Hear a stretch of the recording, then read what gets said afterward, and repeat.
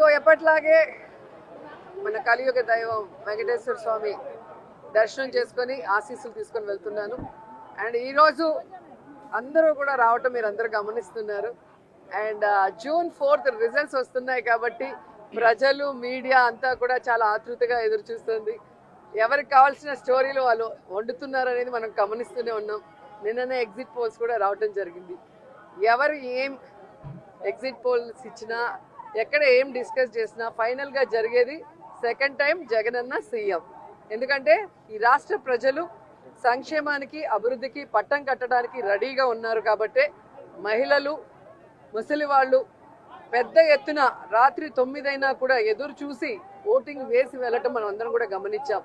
So మనకి స్వాతంత్రం వచ్చిన తర్వాత ఇంత పెద్ద ఎత్తున సంక్షేమాన్ని అభివృద్ధిని ప్రజల కోసం అందించిన ఏకైక ముఖ్యమంత్రి జగన్మోహన్ రెడ్డి గారు.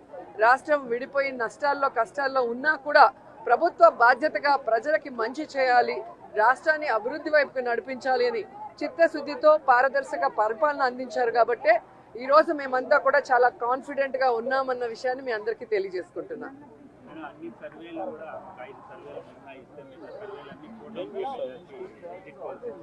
ఈరోజు కూటమి కొత్తగా పెట్టుకున్న కూటమి కాదు, ఆల్రెడీ 2014లో పెట్టుకుంది. అప్పుడైతే కొత్త కాంబినేషన్ కాబట్టి ప్రజలు ఎక్స్పెక్ట్ చేసి ఓట్లు వేశారు. కానీ 2014లో అక్కడ ఇక్కడ 2 చోట్ల కూడా కూటమి అధికారంలోకి వచ్చినా కూడా ఈ రాష్ట్రాన్ని సర్వనాశనం చేసింది. కానీ ఈ రాష్ట్రానికి ఇవ్వాల్సినది ఏమీ ఇవ్వలేదు, ఏమీ అభివృద్ధి చేయలేదు అన్నది ఈ రాష్ట్ర ప్రజలు గమనించారు. కాబట్టి ఈ రోజు ఆ కూటమికి క్రేజ్ లేదు అనేది మీకు తెలుసు, మాకు తెలుసు.